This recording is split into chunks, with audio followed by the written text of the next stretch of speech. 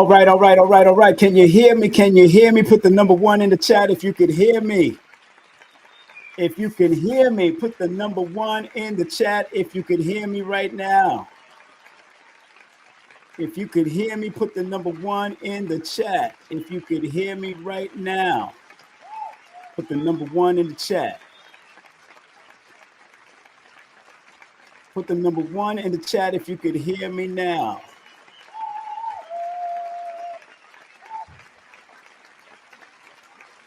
Can you hear me?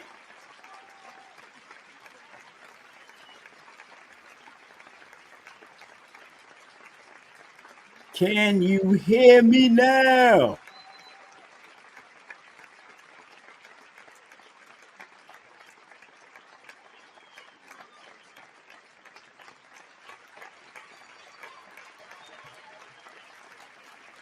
All right, good. People can hear me. Good. All right, good. Today we have a special show for you. We got a special show for you. Thank you, everybody that came on today when I broke down about the planetary alignment from a numerovational perspective. Thank you very much. But today we got a special show for you as these great brothers that's going to come on and share their knowledge, wisdom, and understanding. Professor James Smalls and Professor Griff will be on. Make sure you share, like. We're going to be speaking about the importance of our melanated story and protecting it.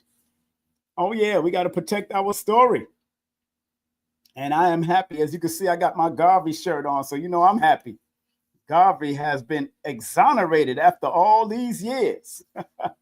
Garvey has been exonerated, has been pardoned. Big up to him and his spirit and his energy. What a beautiful, beautiful time. Although we think that Barack Obama should have done it, it is what it is. But today is a beautiful day, and I'm happy. Thank you very much. Thank you very much for coming in. How y'all feeling? How y'all feeling out there? I see Empress in the building. I see Purple Pillar in the building. I see on Instagram, I see Patrick. I see Charette. I see... Let me see, Free, I see Pardon, I see all kinds of people also, Evans. I see a lot of people on Instagram coming up slowly but surely. All right, just want to remind everybody, of course, make sure you join my membership. Join my membership. You know? Yeah. You know, so it's important, it's important, this show, so it's important that you join the membership, because that's where it's important that you join the membership. And of course, the membership is only $9.99. Remember, this coming Wednesday, I have Angela Mingo coming in. We're going to be speaking. This is something you want to really learn about. Building generational wealth through housing and rental with Angela Mingo. Angela Mingo will be with us on Wednesday. And then that Thursday, closing out the month of January, we have the one, the only Arch Degree himself, KT the Arch Degree. He's on Brother Richard's show right now. So shout out to Brother Arch Degree. KT, he just made a big announcement over there. So big up to KT the Arch Degree, doing his business, doing it the way he loved to do it. So enough respect to him. And February, we're going to start off with Adara Moselle. Then we're going to have Wayne Lightworker. Then, of course, you know that the 9 Ether God Fest has been sold out. I don't know if he's going to do a live stream. You'll have to check that out. But I will have my books, and Nina Diamond will have her books there too. The Unveiling the 9 Ether and Numerovation for Mental Stability will be at my table. So, of course, just want to remind everybody that, of course, Nicholas Brooklyn is doing something big for 2 days, February 8th and February 9th.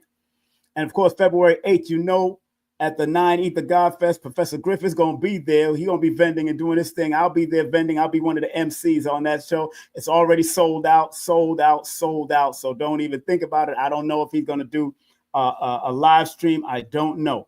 So I'll be bringing up Professor Griff and Professor Smalls momentarily. Remember, Roz Kofi is coming up on the 9th of February. Abundance Child and her husband, the newlyweds of the century. Keeping family business alive. I'm so proud of Abundance Child doing a thing. We're doing a tribute to Dr. Blair, coming up with Brother Tony from the Meta Center on Dr. Blair's birthday. And Dr. Philip Valentine and Brother Sabir Bey is going to be together live and direct on February 16th. And of course, we have Dr. Alicia Kair Ill. She'll be speaking about the magic of death money. Oh, man, you know how she gets down on February 19th. And then, of course, on the 22nd, I'm doing a workshop called the Grammar of Numerovation Workshop and how to articulate it from a numerational perspective. Big up to Paris Williams, who was in town. Make sure you support her. Lloyd Strayhorn. Big up to my brother Lloyd Strayhorn, always. And also my moderators in the building, Color Curiosity, Dr. Shakira Moore and the crew. And big up to this girl. Happy birthday to this beautiful sister, my girl, Carrie Ann Ingram. Today's her birthday. And big up to Adara Moselle, the Leo herself, doing free consultation and energy healing in her own way. And don't forget Kendall. Sister Kendall, Hypnosis with Kendall. That's Aton Edwards' wife. Make sure you go and support her website right now. She's very good. She's been doing hypnotherapy for 27 years. Believe me, you want to check her out. And big up to DTR Taxes. If you want your taxes done, support that, and mention my name. And my son has his pressure wash, car detailing, and dumpster wash right here in the Metro Atlanta and surrounding areas. Make sure you hit up the number on the bottom. He come to your house, detail your car. You don't have to go to no garage or go anywhere else. He'll come and do it right there in your front yard, wherever you need done in your garage or whatever. And my son has a recording studio. My other son has a recording studio in New York City. Podcasting, recording, event production, artist development. He also did my audiobooks, so my audiobook will be coming out.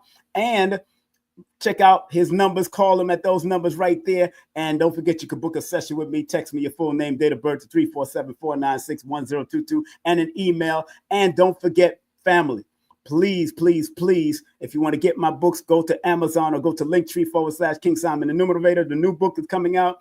Coming soon, very soon, the numerational angles and angel number book. My children book is coming out. And don't forget, my autobiography is coming out also. So we're also broadcasting on Professor Griff's network also. So I see he just popped up. So we're going to make it happen. Without any further ado, you know I got to bring on one of the Grand Masters, man, one of my brothers. Professor James Small will be a little late because he's traveling right now, but he's heading home to set up. But our beloved brother that I'm about to bring on is not only proficient in what he does in every little way, but also a living legend in the music industry, bringing that fire from back in the day. And him and I was also in the Nation of Islam. So big up to him. He's an author. He's an entrepreneur. He's an artist. He have a great group out there, man, called Soul Om Collective. I want to welcome right here on the stage of King Simon Presents again, my brother, the one, the only Professor Griff in the building. What's up, Griff? How you doing, sir? Mr. Griff, can you hear me? He can't hear me. Griff, can you hear me? Can you hear me? He can't hear me. I wonder if his phone is his earphone. Griff, he can't hear me. You can't hear me? You can't hear me? Let me see if he can hear me. I'm texting Griff now because he's right there on the screen. What up, Griff? I can hear you. I can't hear you. Talk. Let me hear you talk.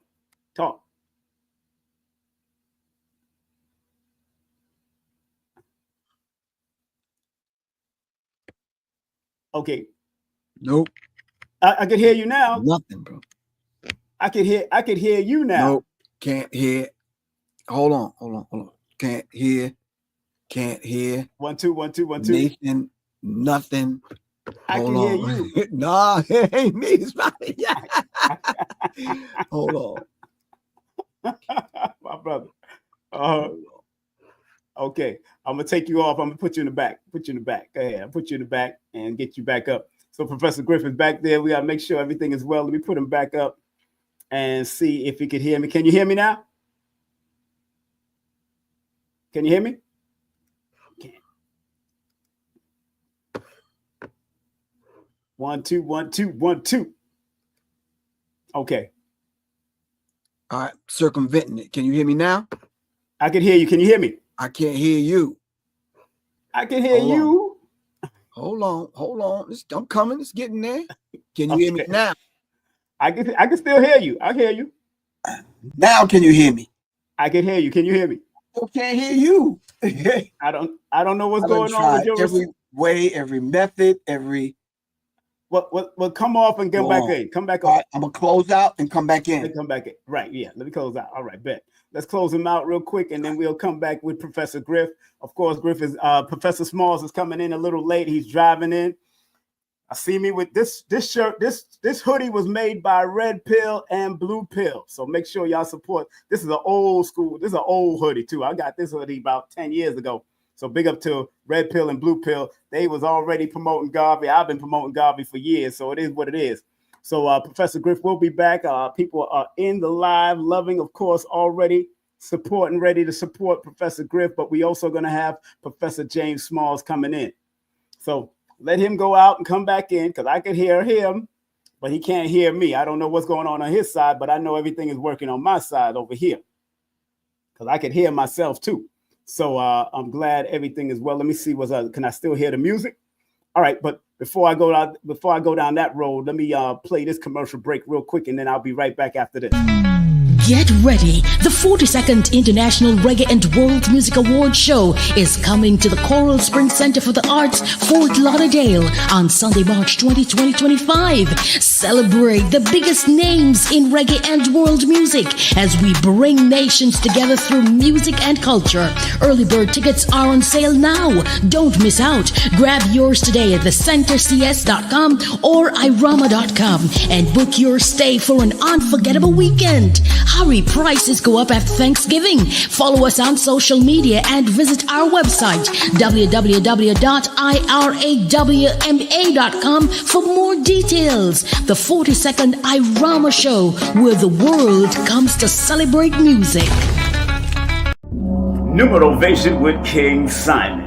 Text me now at 347-496-1022. You can also take my course if you want to, but do text me for your sessions at 347-496-1022. You can also get my books on Amazon at Linktree/King Simon the Numerovator. Remember, you can book your session and get it done right now. 347-496-1022. That's 347-496-1022. King Simon the Numerovator. Okay, we're back. What's up, Griff? Can you hear me? You can hear me. And I can hear you now. Okay, both of What's up, beloved? All these years in the music industry, and I can't work a simple board. I'm like, come on, man. Hey, don't worry, brother. We got the Public Enemy going. We got the Public I can hear you. Dang. What's up, beloved? How you doing? Peace. How you feel, man? You good? I'm feeling good, man. How you feeling, man? You back home, huh? Back home. I was in Portland working these contracts out with the school system out there. Some beautiful people out there in Portland, Oregon. And I've been going out there for the last, I believe, 10 to 12 years. Yeah, with the Black History 101 Mobile Museum, with some of the stuff I'm going to share with y'all tonight. Yeah. Yeah, tell us about that, man. And what's going on? You've been doing it for how many years now? This is 20 years. Dr. Khaled El-Hakim has been collecting for 35 years. This is our 30th year anniversary, man. We've been in 1,000 institutions, man. Man, let's give that a round of applause, man. Stop playing. You got to give that a round of applause. Congratulations, brother, because I know that was you've been working on that for a long time. I remember you when you first put that together years ago, brother. You told me about it. It's been a minute, man. I did a lecture on 911 as a joke, the unholy war on terrorism. When that happened, Dr. Khaled El-Hakim was in the audience. We met. We talked, we had some things in common, knew some of the same people. I came back out on the road with him just to see what he does. I saw what he was doing, and I said, beautiful. However I need to help, you let me know. So he brought me on, taught me the kind of the ropes in collecting rare artifacts. And the artifact, just to let the people know, artifact is any artifact, it has to be an artifact, but it has to be 20 to 25 years old in order for you to consider it an artifact. You understand what I'm saying? So he showed me some rare stuff. He showed me some stuff that we're going to take out, that we don't take out. I've been traveling with him in all kind of different places. I went with him a couple of times to collect some stuff. Some people have given some stuff to the museum. But yeah, I just kind of learned the ropes, and now I go out by myself with him. And it's a beautiful thing. So sometimes I go out with him. And oftentimes, though, I take my own exhibit out, which is 250 artifacts that I take out. Right. Man, congratulations, man. I want to make sure people know this is Professor Griff's number directly if you want to coexist and deal with him anyway. His Cash App is here. His link tree is here. His Instagram is here. And his PayPal is up here. I'm going to share that in the chat right now so everybody can have it in the chat if they want to click on any of the links, the Cash App, the link tree to all his books and all of his stuff, all the things that he's doing, and also the Instagram so you can follow him on Instagram. Make sure y'all do what y'all got to do and show our brother Professor Griff some love before Professor James Smalls come in, because he's ready to come in. But again, it's in the chat. So y'all can all, if you want to call him directly or text him, if you don't answer right away, leave a message, do what you got to do. You know how it is. Right. We old school. We check our messages. I don't know about most of the young dudes. We check our messages. Right. First and foremost, man, isn't it interesting now, all these years we've been saluting revolutionary thought thinkers and all this for many years, even in the nation and all that and outside of the nation, and they just pardoned Marcus Mosiah Garvey. How do you feel about that, beloved? Please. That's a beautiful thing, man. A lot of times we don't get that. Even in what they consider death, we don't get that. Yeah. We don't consider the greats among us dead because they're still here with us. Our ancestors speak to us from within us. But to see that, it made me feel fuzzy and warm inside, but I don't trust some people, man. Like, why are you doing this? Exactly. last minute. Exactly. So you leap over Shada Shakur, you leap over Mumia, you leap over Jamil Alameen, you leap over a few Leonard Peltier just got pardoned, right? Right. Yeah, that's a beautiful thing. But you leap over all these other people to pardon a quote unquote dead man. I don't get that. Like I said, we don't revere him as dead because that's our ancestor. But that was a strange move, bro. I'm still wondering why, because it was presented to Barack Obama too, and he didn't do it. Right. But now on the last Biden, which I call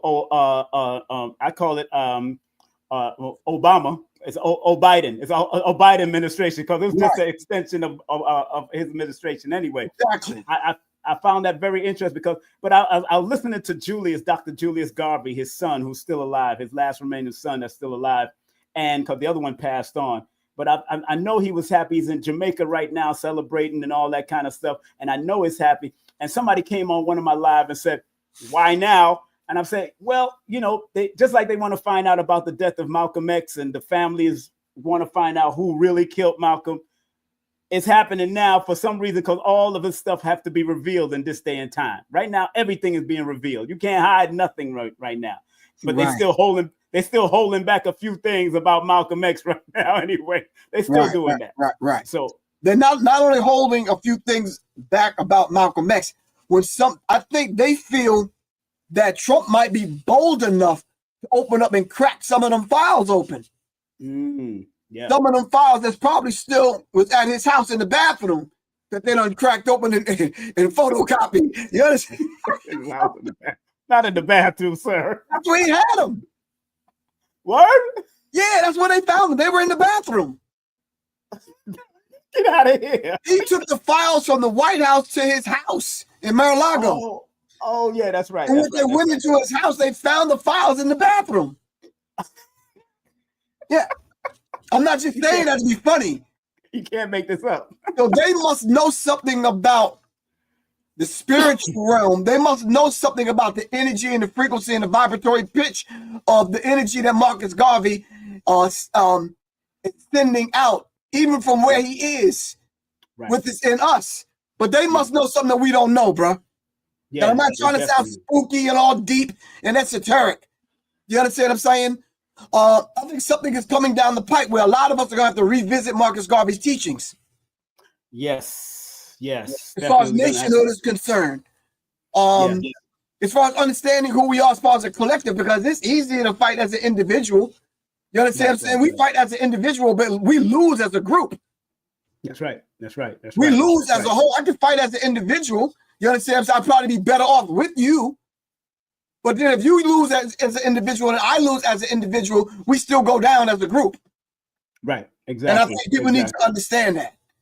Yeah. Well, with the tour that you and Dr. Khalid is doing, the brother, man, and I got a chance to meet him at the New Black Wall Street before. Right. Very good brother. I was very proud to meet the brother. Do you have any artifacts from people like Garvey or Malcolm X and this whole tour that you're doing also? Yeah. We did years ago. We did a signature series tour where we had the signatures. You name it. This brother has collected 15,000 artifacts. Wow. He has signatures from everyone. Wow. W.E.B. Du Bois to Muhammad Ali to the Honorable Elijah Muhammad, to Honorable Minister Louis Farrakhan to Netta Muhammad. Then he has signatures from Mumia. He got signatures from Garvey and you name it, man. What opened up Khalid and you to even embark on such a thing like this from a spiritual and a physical perspective? What embarked y'all to do something like this in regards to touring these different schools and everything and presenting this history? Because the theme of this program is family. Remember the importance of our melanated story and protecting it. Please remember that's the name of this. So please. Well, Khalid was in college at Ferris State, right? Right. And his instructor, David Pilgrim, used to bring artifacts in order to use it as a tool to teach valuable lessons. Yes. Because with these physical things in front of you, how are you gonna go wrong with that? How are you gonna say no, that didn't exist? Right. So for example, one of the main things that we ask in class is this. Name something, and I need you to answer this. And anybody probably in the chat or whatever can answer this. Okay. Name something today that 20 years from now will be an artifact. Just take a time. I'm gonna snatch this. I'm gonna snatch what I have over here. Name something. I have a book that would be an artifact. Okay. A signed copy by Rita Marley, her book. Okay. Now, how would you take that in the classroom of today and use that as a tool to teach a valuable lesson? There's many things I'm sure you can pull from that. I could pull from it. I know who they are because I work with the family. Yes, I could pull away the history of her being with the Marleys and the revolutionary music that they promoted to help stimulate the world. Today, Bob Marley is still, and her voice is in Bob Marley's music as the I3s. They're still on iTunes in the top 10. Right. Okay. So now, yes. So now, with that, what lies can you unravel to present the truth from that one artifact? A whole bunch of them, brother. Okay. So let me give you a physical example. Okay. All right. I pulled this out of my suitcase. I'm gonna show you three things. This is one artifact. Let me throw it up in the front. Hold on. I see Professor Small. I'm gonna bring you up in a few seconds, Professor Small. Give me a second. I see our elder in the back. I want to make sure he get ready. Go ahead. So, throw that in the front. Go ahead. I got you. There you go. You got it? Yes. Okay. Yes. So this is the book, Little Black Sambo. Oh man, you got Little Black Sambo. Whoa. Oh, yeah. So now damn. Okay. Now you know I got to bring on Professor Smalls now. Come on now. You know I got to bring on the elder now. Look at this. Yes. Let's give a round of applause to the elder here in the building. I remember Little Black Sambo. What's happening, Griff? How you feel, bro? You good? I'm good. I'm good. Okay, hold on. Let me take that off your face there. Wow, Professor, how you been, brother? I've been good. It could be worse. I know. Everybody, Professor Smalls is in the building. Make sure you support all of his Professor Smalls at Gmail. Professor Smalls, ProfessorJamesSmall.com. His Cash App is here. His PayPal is here. Friends and family. Now, you say you remember that book, Professor Smalls. What do you remember about that book from back in the day? Please. Just the name. I'm trying to picture the photographs because there's a lot of pictures in there. I remember the little boy eating the watermelon. That fool didn't understand that watermelon is one of the best fruits out here. Right. One of the healthiest fruits out here. So they let him laugh on. It goes to show how stupid people can be, you know. So when Eugene Adams came along and started teaching what he was teaching in reference to finding black people and finding black people's footprint throughout the globe, especially Asia, Africans in Asia, he kept running into the Sam Bo, which is the black god. So then Little John comes along, a rapper, all right, and the two dudes that are his hype men, one is named Sam, and the other one, his name is Bo. Wow. No, I'm dead serious. So running into them and schooling them about the little black Sambo. You talking about the little black god. Yes, sir. When it's filtered through racist white hands and it ends up in America, of course, it's a derogatory term. One more, I got two more things, and I want to throw this one at both of y'all. Go ahead. Professor Smalls, what is this? What is this, King Simon? Is that a Betamax? Please tell me that's not a Betamax.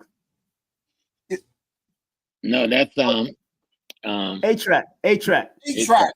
Yeah, A-track. Yeah, I remember that. My father had that. My Baba used to have this in your car, man. Stop playing over there, bro. My father had it. My father had that.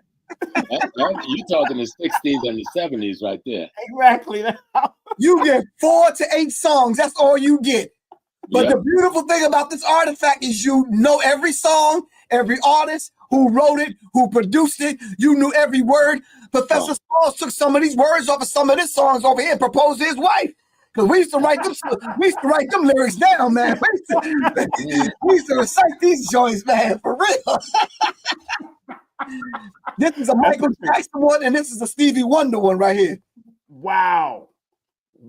I seen that when my father used to drive his little Lincoln Continental back in the day with the. And everybody had all the 8-track stack into the glove compartment in the car and the box on the back seat. Right. All right. One last one. Speaker in the trunk. One last one.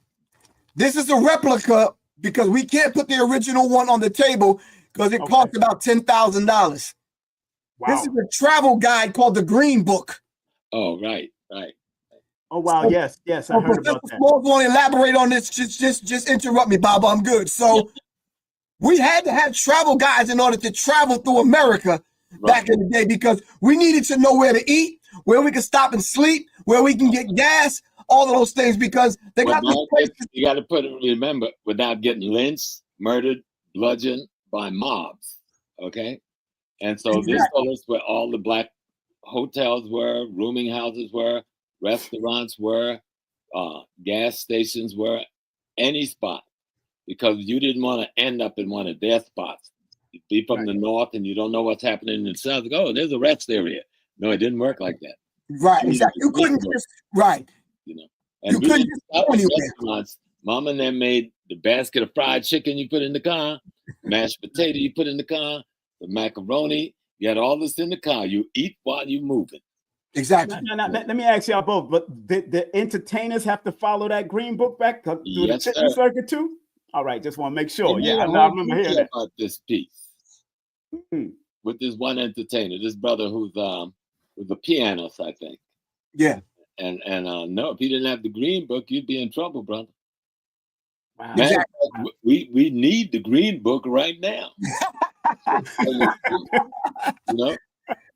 That would be a good idea right now, so we don't spend our money where we shouldn't spend it. Exactly. See, but what he just said is proving my point that it's an artifact, but we use it as a tool to teach valuable lessons today. Yes, exactly. These are the things that they put behind the glass at the museum where we never get a chance to touch it. Yeah, and we rarely get a chance to see it. Right. To know what it is. You know, but Professor Smalls, before you came on, I asked Professor Griff about the pardon of Marcus Mosiah Garvey. What's your sentiments about this whole pardon? They should have done it 50 years ago, 40 years ago. They all know it was a criminal travesty. Of course, it was part of colonialism, imperialism, and racism, and they knew before he went to court he wasn't guilty of anything. Right, exactly. We were talking about one envelope that they claim, one envelope. Mm-hmm. And they claim, well, because it had the stamp of the United States on it, that the information you had in there wasn't fully true. So now that's fraud by mail fraud. Yes. That's all it was. One envelope. But it was all a scam. Because you remember shortly before that is when they jacked up the Black Star line in Jacksonville, Florida, on its maiden voyage. And aboard the liner was Henrietta Benton Davis, the Garvey's number 2 person, who happened to be a Black woman. People don't talk about her enough. And they kept her prisoner on there for a month, saying, "Oh, 2 prisoners escaped from the chain gang in Jacksonville, and they would escape the country on that ship if they let the ship sail." That was the auspices under which the sheriff quarantined the Black Star Line and held it in port in Jacksonville. Criminal. Criminal. And you know, and people don't realize how important to know the backstories of this history, man. And again, like I said, the theme of this program, family, if you don't know, is the importance of our melanated story and protecting it. And it's people like my brother here, myself, and that will protect our history, because we know the folklores, we know all the mythology, we know all of the stuff, we know the history and the truth and the fact about it. And I think it's important that many of us start studying, because a lot of people, Professor Griff and Professor Smalls, they're not cross-referencing, and they don't want to do research in this day and time about our history as much as them. Go ahead. Griff got beat up in the music industry because he he happened to be a historian that was a rapper. That's right. That's right. If he was talking nonsense that made no sense, you know, it would have been cool.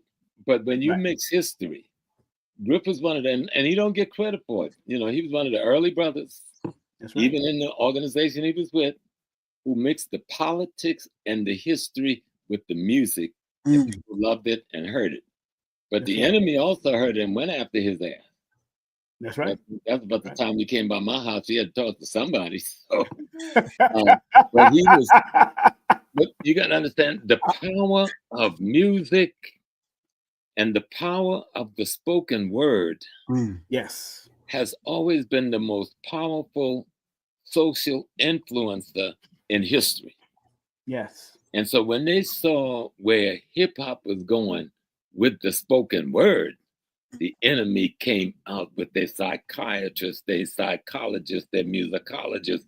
Said, we got to change the trajectory, and we got to change, what's that word they use? Not message, not dialogue. We got to change, like, the message that's being given, but there's a word. The narrative. The narrative. The narrative. And they stole the narrative. Yes, they did. Money, right? They stole the narrative, but they kept the instrument, which was the Black voice. Right. The Black music motif, the Black music genre, but they changed the narrative on us. So our mind is still open. See, that music open you up. It's like, you know, I thought to say something, can't say this. But when you get open up like that, you know, it's hard to close it back down. You know, that music open you up. Right. Right. And you know, Professor Smalls and Brother Griff and Professor Griff, a lot of us, man, are healing from a lot of the post-traumatic syndrome, slave syndrome, like our dear sister who lives out here in Georgia, Joyce DeGrew. I found out she lives in Stone Mountain right around here. So I'm like, whoa, go ahead, sister.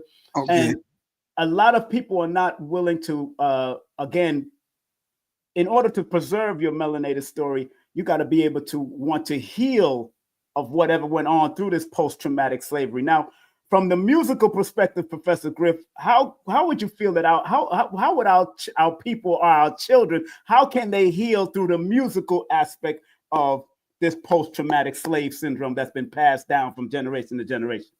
In order for them to heal from the music, they have to be healers that's putting out the music. Absolutely. Okay. That's key right there. Thank you very much. Let me give that a round of applause. I got to give that a round of applause. So that was good. That was good. It's like that piece and it just came to mind when you said, you remember the piece? I found love on a two-way street. Phonics or somebody at moments of things. So they were telling you what to do, how to heal, how to feel. You know, when we think of a Jackie Wilson, you know, you better stop dogging me around. Right. They were having a conversation about reality. Right. And that conversation about reality went deeper than just sound. Right. I think it was what's his name? We always call my brother Crazy. Your buddy King. He down there in Georgia. He was kind of sick. He had a little stroke back in the day. Who? Bobby Hemmett? Bobby. Yeah. Bobby told me about 30 years ago. He said we were doing a conference with Asa Hill and them, I think, out in Chicago. And Bobby said, "Brother Small, so you know what's wrong with the music?" I said, "Look, Bobby had all of the albums back up on his thing." Yeah. He said they took out the oh shit, you can tell I'm getting old. He said they took out certain things that allow you to feel the music. So you can octaves. You know what that means, Griff. Yeah. They took out a certain amount of octave so you can hear the music, but you ain't feeling it. It ain't vibrating in your cells no more. Right. I mean, they changed the octaves, but they really changed the frequency in the music. Okay. Yeah. You understand what I'm saying? So it was really at a 432 hertz where we can actually feel it. But they changed it to a 440 hertz. Then you're absolutely correct. You're not feeling it anymore. You're hearing it. But you're not feeling it. This is why talking to your cells. It's not exactly talking to your DNA. And that was a smart move. That was a strategic move. And like Dr. Laila Africa used to say, everything they do is military. Everything they do is military. And a lot of us don't realize that when he was breaking down about the Surgeon General, you go look these up. These are real military people. Right, exactly. Controlling the Surgeon General. And who really controls the music? Is there military men that controls music, Griff? No, Professor Baba was absolutely correct. These are social scientists, and I think you said it also. These are social engineers, social scientists. The music thing, bro, let's get this right. The music thing is the last thing. That's just they can snatch anybody with a hit song. You understand what I'm saying? Manipulate and control the vibratory frequency in the music and get it out. This is why they have some artists that are poor one day and they mega stars the next day. They can control that apparatus, but it's the social engineers. They put that thing in the music to get the people's minds and energy and spirit. You understand what I'm saying? Right. And they put somebody like Drake among us, who a minute ago was doing blackface. Right. Yes. Right. And now you turn around, now this is one of the #1 rappers that everyone is following. It's like, nah, come on. There's some social engineering going on. So definitely a degree of mind control for real.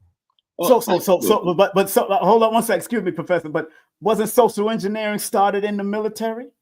You're right. Yeah. Comes right up out of Nazi Germany. Yep. Right. Exactly. That's what I was trying to remember. Primary strategy. Like Dr. Jeffers used to tell us, the way you get your values, your interests, and your principle, the concept is called the socialization process. Yes. You understand? So social engineering design what hits your mind. Okay. Right. And music and movies are mediums. But who designs the message? Right. You know, like I was the consultant on The Godfather. You know some of the things you had to fight for? Normally, you look at it when I first get a script, I read it. Seems like that. Seems so subtle. That's cool. Then something in my brain said, "Hey, fool, go back, read it again." Then it ain't so subtle. It's an attack on the black psyche. So now you have to say, no. This got to be changed. This got to come up. But they know what they're doing. It's a science. It's not arbitrary.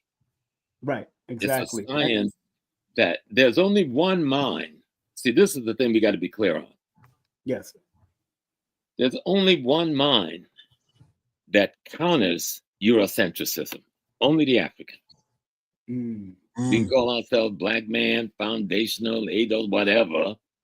We the same dude. Okay? Right. And we're the only one that's offering an alternative way of being. An alternative way of being human. Right. Everybody else fold with the white. Right.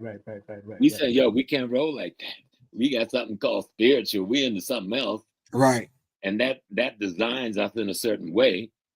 Like right now, those planets are all lined up. I thought that's what you're going to start out with. And we damn near freezing to death up here. They burning to death in California. The other one is drying, choking from the drought. and the South is having snow and deep freeze. Woo! Now, it never happens. Right.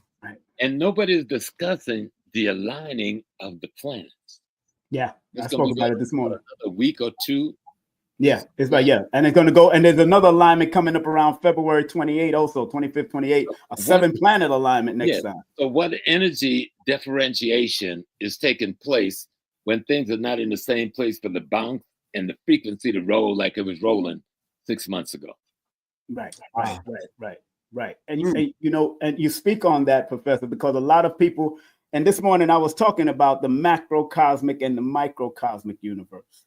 Reflecting of the two energies, and a lot of people don't pay attention to what's happening and why things are aligning even on Earth, and as if it don't have any effect on us, or effect on the tides, or effect on migration and all that. We're not looking at these type of things. Not just the tide, brother. The effects on the moisture in your body.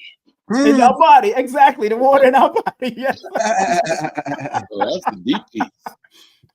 Family, if y'all are just tuning in, we got our special guest in the building. We got Professor Griff. This is his information on how you can take a snapshot right now, get his Cashapp, his Linktree, his PayPal, his Instagram, and this is Professor Small's information. Get his PayPal, his email, his website, all of that on here, his Cashapp. Show them love, PayPal, show them love, show them love, show them love. Family, don't go nowhere. I got to take a quick commercial break. Don't touch that dial. Brother King Simon is in the mother flipping building. We'll be back. I'm treating this like WWRL, sir. This is what we do. This is how I do. Y'all forget I used to work on WWRL 1600. So we'll be right back after this. Don't touch that dial. King Simon will be right back with Professor Small and Professor Griff.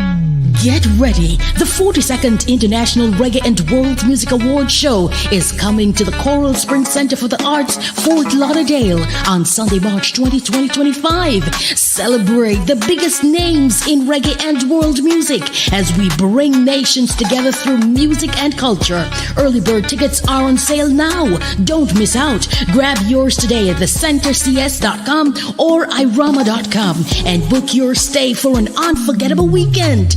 Hurry, prices go up after Thanksgiving. Follow us on social media and visit our website, www.irawma.com for more details. The 42nd Irama Show, where the world comes to celebrate music. Numerovation with King Simon.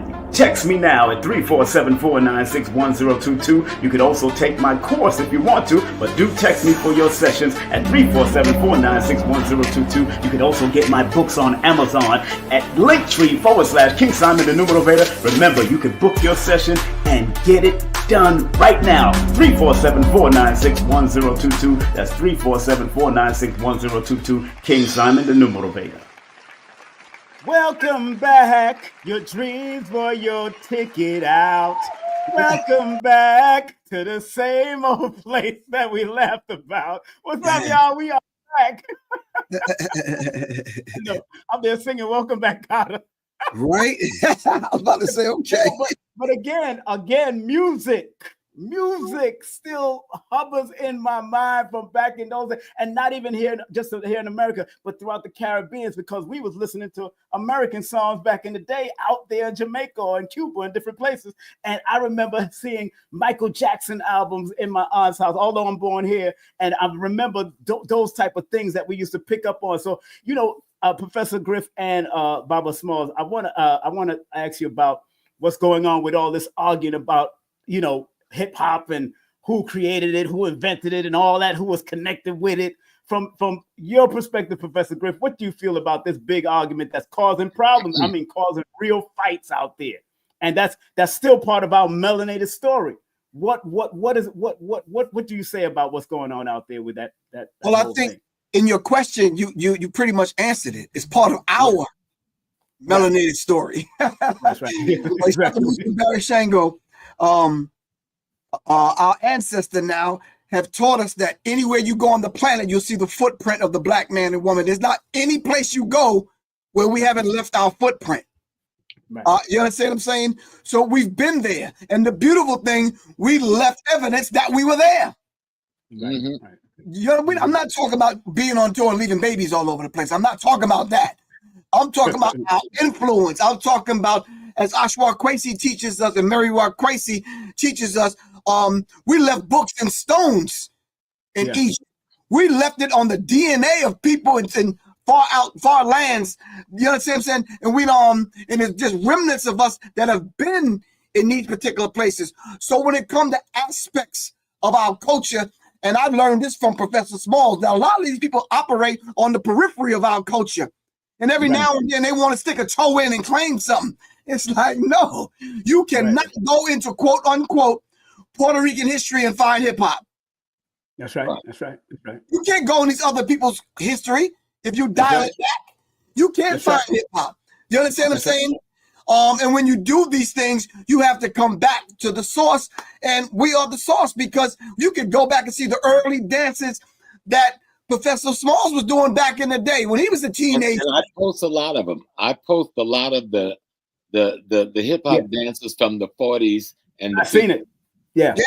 No, I go back. I post some of the ones from Africa, the same dances, the same break dancing going on in Africa in the 1800s. Right, exactly. And so what hip hop is, to see white folks try to define stuff about us, and then we accept their definition as though it was our reality. And that's where we fundamentally make a mistake. First, hip hop is not a culture. A culture belongs to a people. To be a culture, you got to have a people. Hip hop is a part of the greater African culture. It was just a new urban expression of African culture responding to a political and social conditions of the 80s and the 70s that occurs with the death of Malcolm X, the death of Kennedy, the death of Martin Luther King, the destruction of the Black Panther Party, all right? Because this is when you see the emergence. With the removal of music out of the schools in the Black community, the destruction of the, all Black community had a drum bugle corps tradition. Everywhere. That was removed like bam.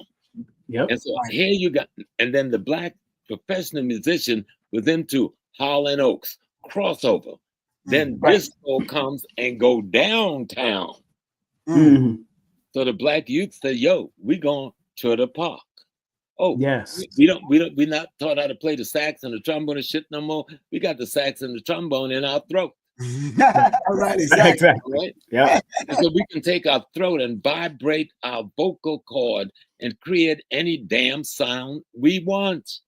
That's right. That's right. We could do better than that. We don't even need the drum, and we can create a drum rhythm with our palate. Yeah. And so what you saw was the God in the Black youth of the late 70s, early 80s, responding to a cultural attack and a sociological attack on their being. That is what gives birth to what is called hip hop. But hip hop is just another genre, because you were sampling rhythm and blues, you were sampling jazz, so you can't say you had an original different. No, you are an extension and an innovation. Yes. A cultural phenomena that became phenomenal because they couldn't take that away from you. They couldn't take the guitar out of your hand because you ain't had none. They couldn't take the your mouth because you ain't had none. So this human musicology manifested itself out of itself, and they didn't know how to stop it. So they came up with how they could buy it. Yes. And Baba, when you just said you remember Baba Olatunji? Oh yeah. I used to bring him to SOBs for Kwanzaa, right? Me and the owner of SOBs used to be in his dance class trying to be a dancer back in the day. Yeah, exactly. But you remember I started to learn them drums and dance Baba Olatunji, but that was one of my early cultural fathers. You remember he used to play through instrument through his hand, whistle through his hand, create all kind, and used to create all kinds of things. I mean, he showed us how to do the percussion, and he was doing it with the hand. He did the heartbeat, and he was showing all that stuff. Any musical instrument is an extension of the human body, and its functioning, right? Yes. So a horn is nothing but an extension of you. When you play the drum, that's an extension of a rhythm that already takes place within you. You externalize that, right? And so that's why when they took all that stuff away from the black youth in the 70s, because we hit them so hard in the 60s, this country was on its back foot. The black youth hit them so hard in the 60s. See, we just think Black Panther Party, but you can't separate the United African Movement of Malala. You can argue with them because of the shooting of Bunsey and all of that, but that was still a major movement. You can't separate the OAU or the Nation of Islam or the 5% Nation or Morris Science Temple. All of this is happening at the same time with the black youth. Right. Yes. So they tried to act like there was nothing going on in the black community. All right. You had the Yehuda fighters. You had the International Commandos. You had some shit up out here in the 60s because I was in a bunch of them. All right. And then you had the last poets blowing it. Yeah. You know, What prophets? You had the Sisters of the Calabash. I mean, there was some stuff going on. So when they blocked us from their Atlantic record and all of this stuff, when they decide that they could not stop Curtis Mayfield, they drop a whole lighting system on the brother's head. In Brooklyn. Brooklyn. Yes, sir. I remember that. Wingate Park. Curtis Mayfield. Wingate Park. Curtis was I wrote about it. A pharaoh. He was a pharaoh of musicians. Yes. He could sit down and have lunch and dream of a song, you know, and be singing it at the end of lunch, you know, write the lyrics while he's having lunch and singing at the end of lunch. They were trying to stop Marvin Gaye. You know, we think of Marvin and the crisis he had with addiction and what were the pressures on him? Why did Marvin leave the country? Where did he go? Didn't he go to Africa? You know, so why don't people talk about that? When he came back, he's blasting his piece against the Vietnam War. You know, they were trying to stop these brothers. We were just saying the music. We didn't see the politics behind the music. I'm going to tell you something. I didn't understand it then, right? 1968, I'm on a Greyhound bus. Wearing black leather jacket, got on my black turtleneck. You know, in those days, we wanted to look bad. Everybody wanted to look like we were the Panthers, right? Going to California, get to Detroit. White boy rolls up to me, give me all a handshake, give me an embrace. Then now we together. He thought I was Marvin Gaye. I don't say nothing. I don't give it up because a lot of people had done it in my early days where I wore my beard and my hair. That's when I had a hairline with a fro and everything. And so people would often take me for Marvin Gaye or Jesse Jackson. So it was one of the two of them. And this white dude thinking he's talking to Marvin Gaye, and me pretending I'm Marvin on this Greyhound bus, tells me about them taking over Motown long before we married. Wow. We together now, he said. This was the mafia I was talking to. You hear me? Wow. Whoa. 1968. Damn, I was only 6 years old, sir. So go back to 68 and see what's happening. Motown was a force to be reckoned with. After 68, something began to happen. All of a sudden, Barry Gordy's out in Hollywood. Yeah. And white dudes started managing the Temptations. Yeah. Something's going on, right? They had to control it. It's a takeover of Black cultural institutions. So, Professor, would you say, and Professor Griff and Professor Smalls, would you say that the real heavy promotion of music was through European control? You talk about through their lens? Yeah, through their lens, and then on a worldwide level. Yeah, when people looked back at America on a global scale, having to look back at us, they had to look through their lens. Right. But see, you got to remember, King, like when I grew up down in the woods, down in South Carolina. Yes, sir. We called the spots we hung up juke joints.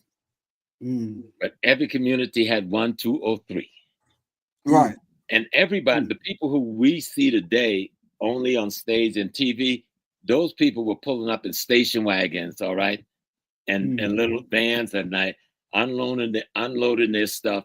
And we were handing the people who were the mega stars, the Ruth Brown and the others, they were coming to our little dusty town. So there was a whole Black network that they call it the Chitlin Circuit. But that was a network with us sharing in and promoting our music culture. Yes. When they realized how little control they had over it, that's when you start seeing the emergence of Cadillac Record, Atlantic Record, these from certain ethnic groups saying we got to use money and get a hold of that music, because that music's got too much influence on the mind of that population that we're trying to control. Right. Right. So when you start to look at here, see the birth of Stax Records and some of these kind of records, a lot of times, you know, started out by black people, but shortly after that, white people controlled it. Yeah. And one of the sisters, we should study the history, and I tell the young people, study Sister Ruth Brown. That girl, boy, she used to be on the bubblegum card. Y'all ain't old enough. Do y'all remember the bubblegum card? Yeah. I don't remember, no. Well, the bubblegum card, see, you bought the bubblegum with the flat little thin bubblegum, but it had a card in there of all of the black musicians. Yes. Wow. Ruth Brown, they ain't a sister today that can hold a candle to Ruth Brown. Okay. Wow. And she was at the top of her game, but she started fighting in the early 60s to get the brothers and sisters their what do you call your money that you get? Your royalties. The royalties. Yeah. Right. And they whitelist the sister right out of the industry. But she never gave up. She is the reason why most black artists was able to get their royalties. And Ruth Brown. I think she may have died recently in the recent years. One of the most beautiful black women you ever want to see. Right. You leave home for that lady, brother. Yeah, she transitioned in 2006. She was actually born on Dr. Khalid's birthday, January 12th. Young people, I want the young people and the old people listening to us, study, Google Sister Ruth Brown. Study the history of this revolutionary musicologist, all right, who sacrificed her music career to fight for justice for the other brothers and sisters in the industry. And we don't even know her name. Wow. People that are just tuning in, we got Professor Griff and Professor Smalls in the building. They are dropping that information. Please like, subscribe, share, tell the people that we're here. We got over 100 or plus people in line right now watching and tuning in. Make sure you support Professor Griff. All his information is right there. The Cashapp, the Linktree, the Instagram, and the PayPal is right there. And make sure you support Professor Smalls. His Cashapp and his PayPal is right here. Support and his website and an email if you want to contact him for any consultation to help you out. Now, I want to do a trajectory now because the little time that we have. Are we protecting our musical brand today and our melanated history today, as you see it, especially in this social media world?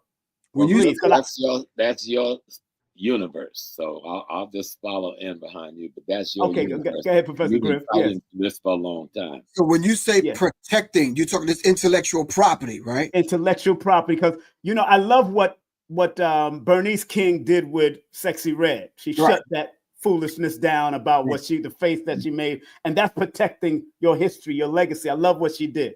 So from your perspective in the music industry, do you feel that we're protecting it more now since everybody can stream and do their own thing and put up their own content and all that?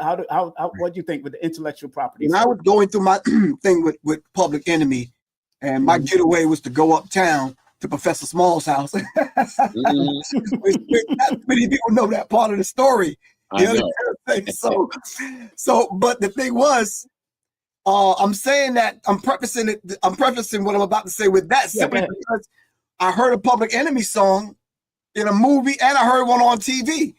So now this was some time ago. So I'm calling, I'm like, yo, did you hear yada yada yada so and so song? They was like, yeah, well, ain't nothing we can do about it. I'm like, why not? And I just got told straight up, well, we don't own it. So how are you gonna protect something, King Simon, that you don't own? Yeah. If Universal is buying up people's publishing and buying up people's rights and buying up the masters and the master is controlling your master. You understand what I'm saying? Then tell me how you could tell people not to put a song in a commercial selling Viagra or beer or liquor or wine or sex toys. You can't tell them anything. That's right. That's right. You understand what I'm saying? Because your master owns your master. Right. And this is what's going on. When you start talking about your intellectual property, as soon as you think of the song and you put the pen to the pad, go to the studio, do whatever, soon as you take that intellectual property and drop it into their medium, you lose. Read the fine print on YouTube. All those songs on YouTube, YouTube owns.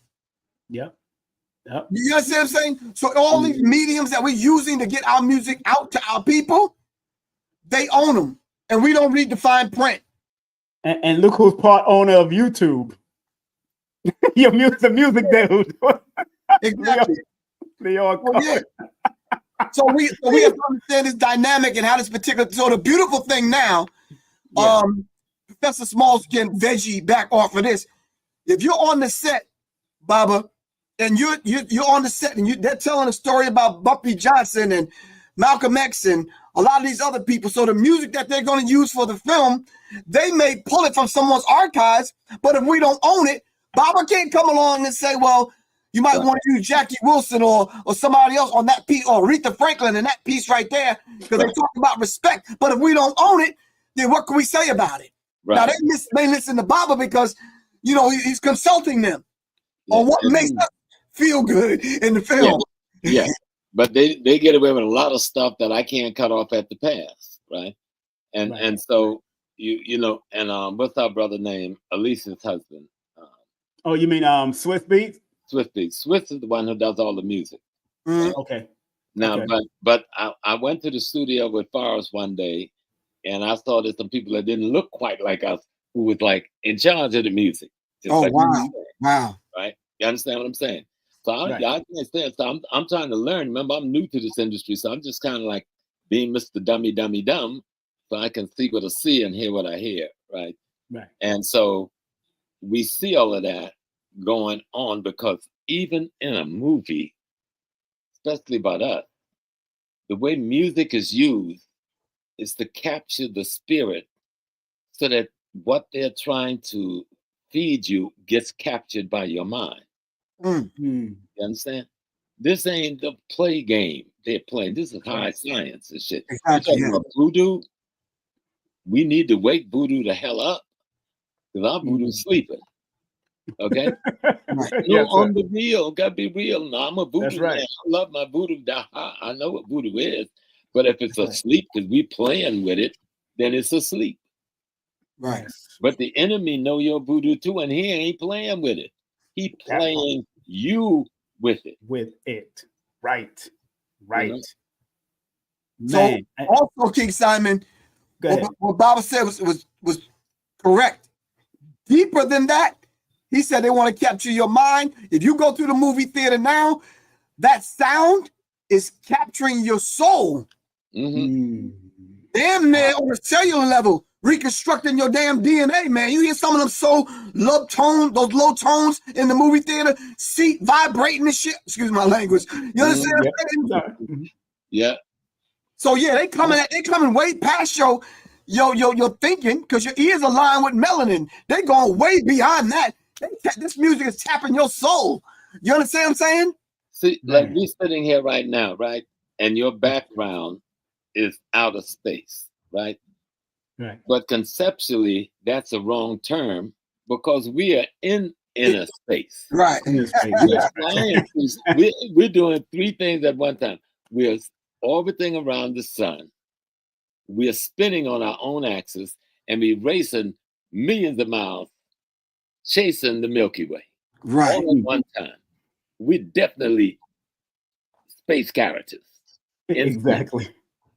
But all of that other stuff in space, all of its energy is related to us and is embedded in us. Right. We are, when you say the macrocosm and the microcosm, we are the macrocosm in the microcosm. We are the microcosm of the macrocosm. We are the universe. Right. What the ancestors are trying to show us in all of their systems. And they did this best through drumology, through musicology, to try to show us how to get our inner internal vibration syncretized with universal vibration. Yes. You understand? When we see people in the Buddhist thing, to be, they're humming it. They're trying to figure out, how do I tap into that vibration of the moon that's rolling in right now? And my vibration is syncretized with that vibration. With Black folks, it's different than with all these other folks who are not melanated. With us, we are sync. They're constantly trying to get us out of sync. We constantly trying to fight to get back in sync. But we are naturally in sync with all of the vibratorial patterns of the universe. That's what our music is. Yes, sir. Yes, That's sir. what our music is, an externalized of the internalized vibration that we have captured from the damn universe itself. Wow. They don't understand that.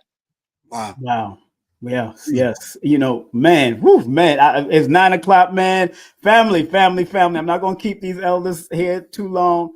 I want to make sure I'm going to give them a last word so they can land their mother plane. But I want to make sure y'all support, of course, Professor Smalls. His email is on here. His website is here. His Cash App is here. His email is here.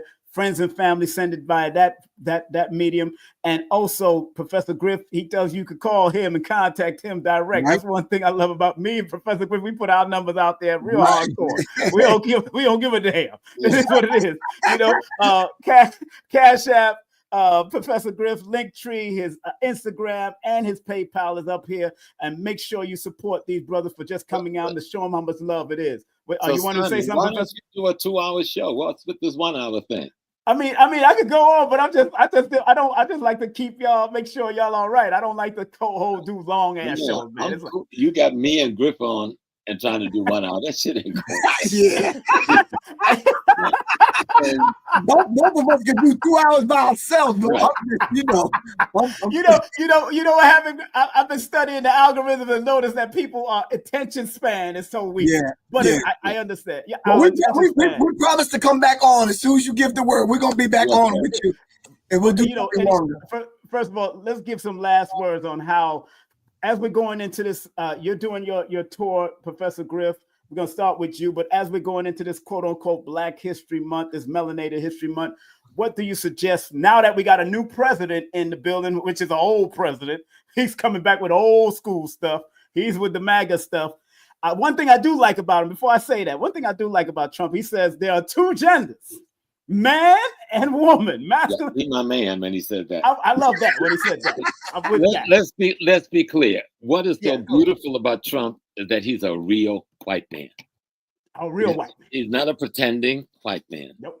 He's not an illusionary white man. He ain't even trying to be no black man. Thank God. Exactly. Thank you, Mr. Trump. And he's clear. There's a war going on between old white money and new white money. And it ain't got a damn thing to do with us. Except we get caught up in the tidal wave. You know, we get caught up in the ripple from their ships. Exactly. Old white money in a war with new white money. But they're buying where it intersects with us when they start buying for the control of Africa and buying to control the mind of the Black American. See, we're the only population in the house of the demon capable of bringing down the house. Everybody else wants to be a demon.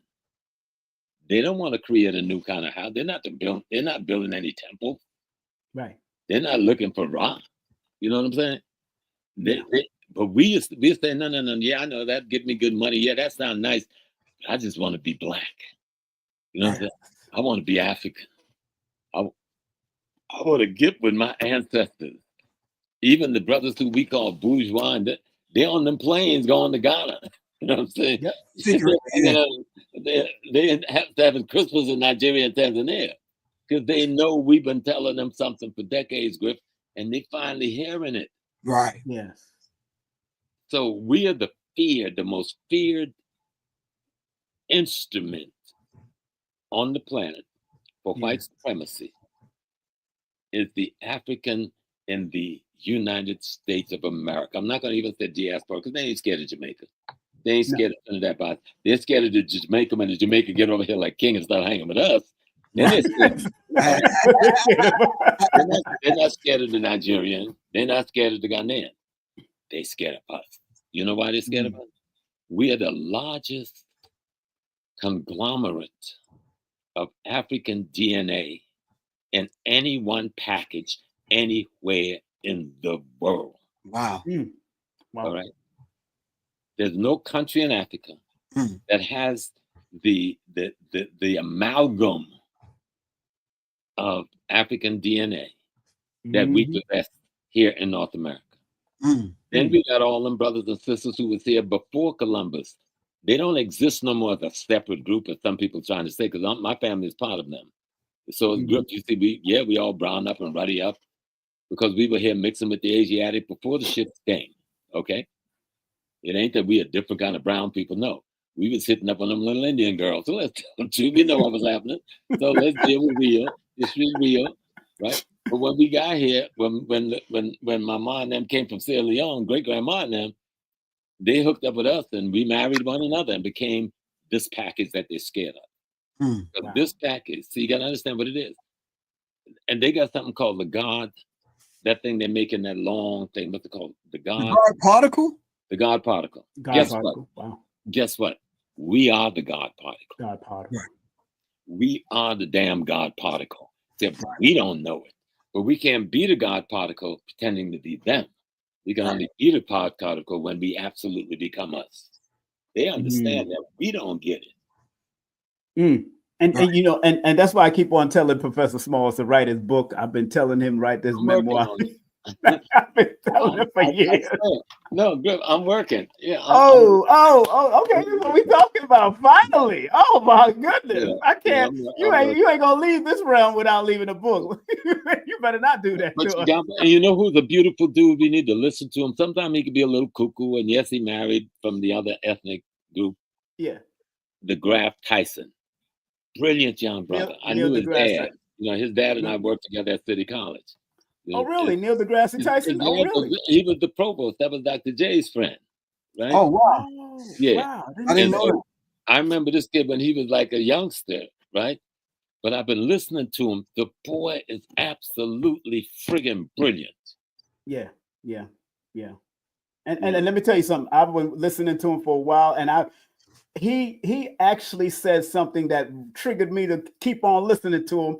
Although we know he's there at the Hayden Planetarium. I met him at the BAM, Brooklyn Academy of Music, recently, and I asked him a question about Gabriel Oyibo. I asked him a question. Oh, wow. Woo-hoo-hoo! And brother, he says, he acted like he didn't know who he was. And he said, who Gabriel was. I know he knows, but because he laughed when I said it, and he said, well, sometimes, brother, these guys, they talk about these things that are peer review, but he never presented it amongst his peers. We at the Hayden and all that kind. I'm like, really? I said, so he had to jump in a cab and ran. You know, Ofapit is the name of Gabriel Group. You know who was the first? You know who was the first vice president of Ofapit when it was founded? Me. No. Oh, get out of here. We founded Ofapit together. Wow. We actually built a darn airplane in Gabriel's basement and in another brother's backyard that could fly, and try to sell it as a trainer to African governments, and they wouldn't take. I go back with a lot of people. I'm old. And I got to speak to him thanks to Clemson Brown, Minister Clemson Brown. I got to speak to him over the phone, and he's still alive now.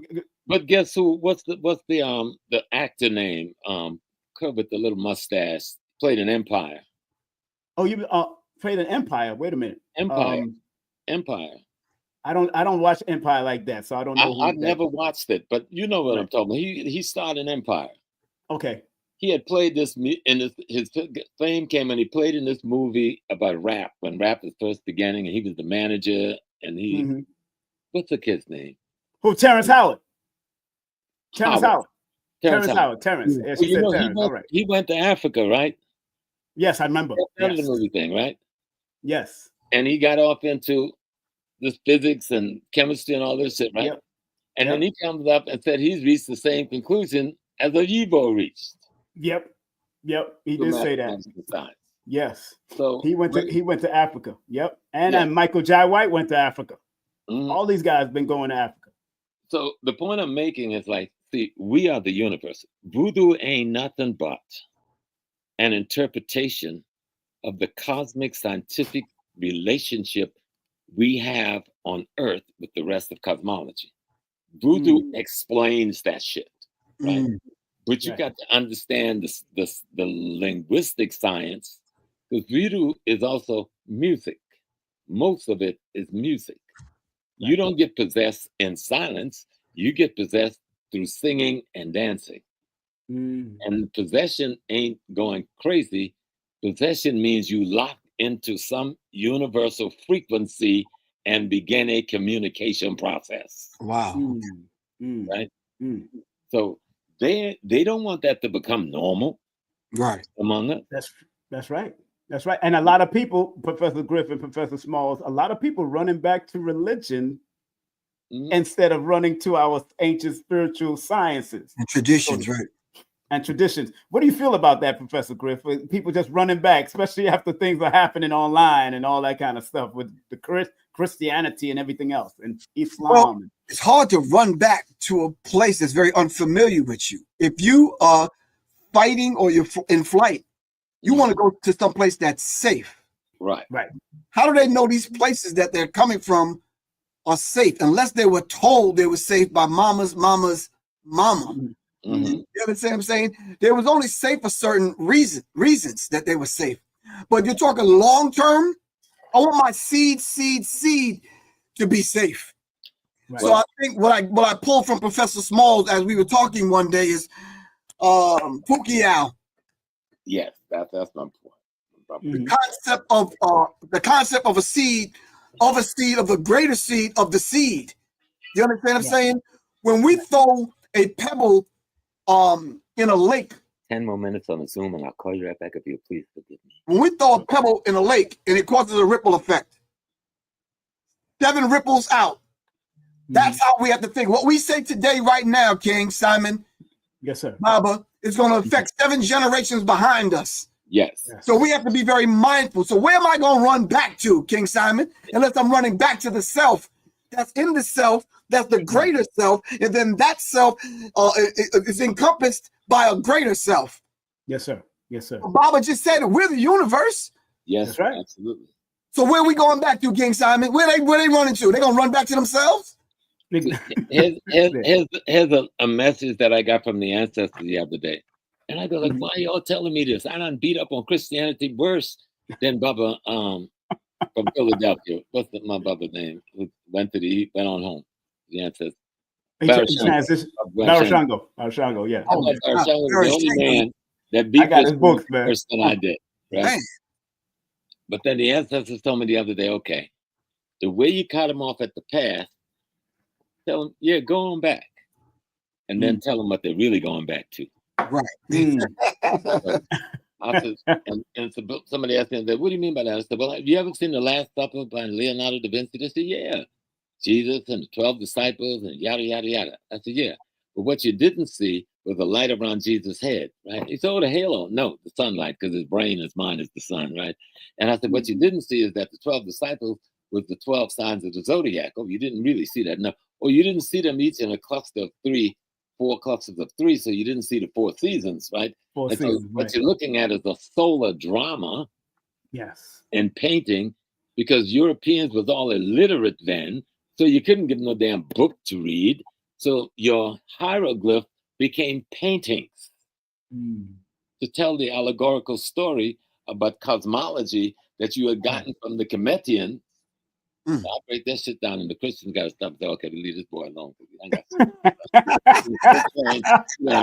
on down here because you can't refute it when you examine it. You look and go, oh shit. Yeah. And then when it gets deep, when you deal with Virgo, and you look on his right-hand side, and that ain't no man, the 12th person is a woman, Mary Magdalena, who is his wife, and then you get their star and a set, they really in trouble. Right. They in trouble. So they can go back. We just gonna reinterpret it. Right. Family, we have the great ones, man. It's 14 minutes after, and I think we're gonna have to hang it up in a few. But Professor Griff, let me ask you a quick question before we move on and finish this off, and then we'll close out. Professor, I've been in music for many years, and I've been in reggae music and hip hop. I've been in hip hop and all those type of things. And I just watched the release of a Vibes Cartel in Jamaica, who been promoting the sexual prowess of Jamaican music, where Buju, when he was released, he came with the cultural aspect, right, which I found very interesting when they decided to release Vibes Cartel, and then Buju, they released Buju first and then Vibes Cartel, which I found astrologically very interesting because Buju is a Cancer and Vibes Cartel is a Capricorn, when in that chart you find that those are opposition signs to each other. And then one staying on the consciousness and one staying on the sex and all the madness.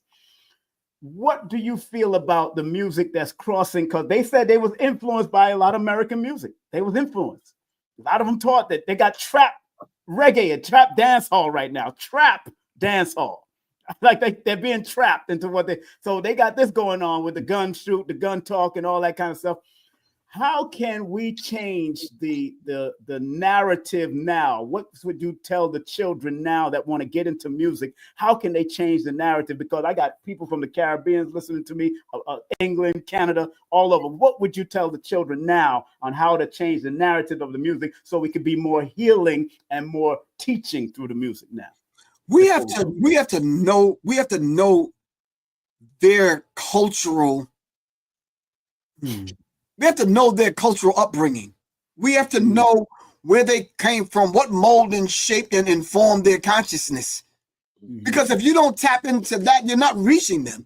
And then we got to meet them where they are, not where we want them to be, where we are. We have to meet them where they are. But if I'm going to teach them and talk to them, I got to know what informs and intunes their consciousness, even what moves them, what songs, what artists, and then why. And then be able to have a conversation with them and not force feed them anything. Right. You understand what I'm saying? Let them see what different avenues may look like. You understand what I'm saying? I think it was Dr. Amos Wilson. Yes. Who said if we're not the ones responsible for the rewards and the punishments, then it's very rare that you're going to get them to quote unquote do right and put out the kind of music that will soothe the soul, so to speak. You understand what I'm saying? If they're chasing the bag and the bag has a goddamn hole in the bottom of it.